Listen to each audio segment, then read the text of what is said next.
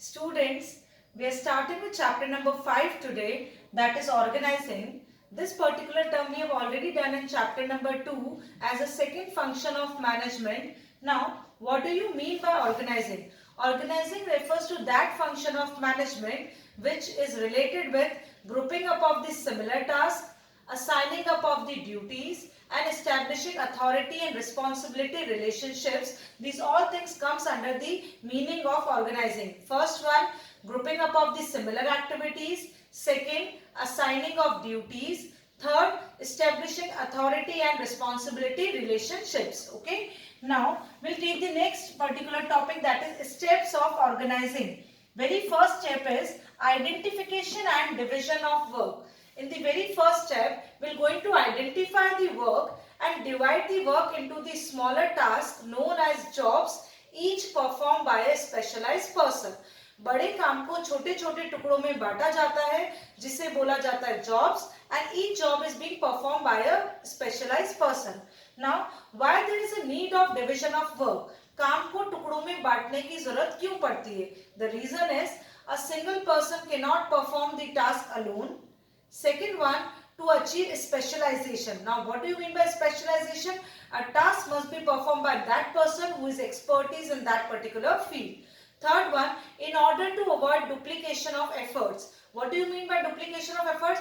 ऐसा ना हो कि किसी काम को तो अपन ने 4 बार कर लिया और कुछ दूसरे काम बिल्कुल ही अनदेखे रह गए. ऐसा नहीं हो, इसीलिए we are just dividing the whole task into the smaller parts. Okay. Second one, known as departmentalization. Now, under departmentalization, we group all the similar and related jobs into a larger department. This particular process is known as departmentalization.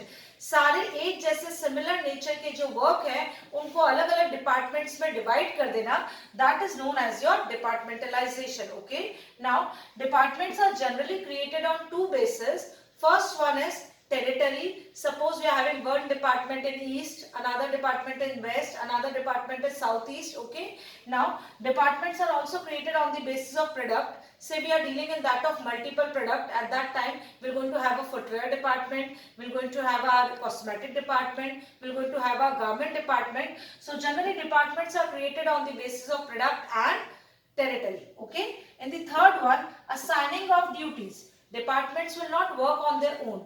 For this, we have to assign duties who will going to head those departments. For example, if you are making finance department, it must be headed by finance manager. We are making marketing department, at that time it must be headed by marketing manager.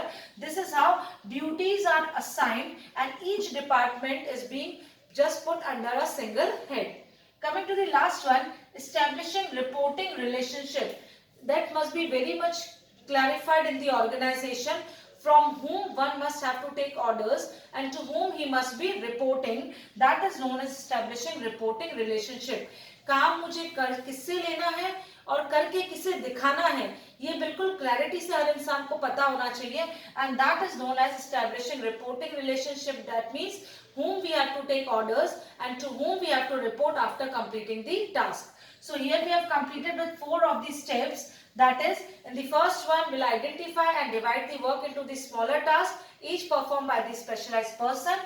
In departmentalization, similar activity functions are grouped under the larger departments. Each department is headed by a single person who is responsible for that department. That is, marketing department headed by marketing manager. And the last one, establishing reporting relationship. That means we have to identify from whom one must take orders and to whom he must be reporting. With this, we have completed with our first topic. We're going to proceed further with the chapter. Thank you.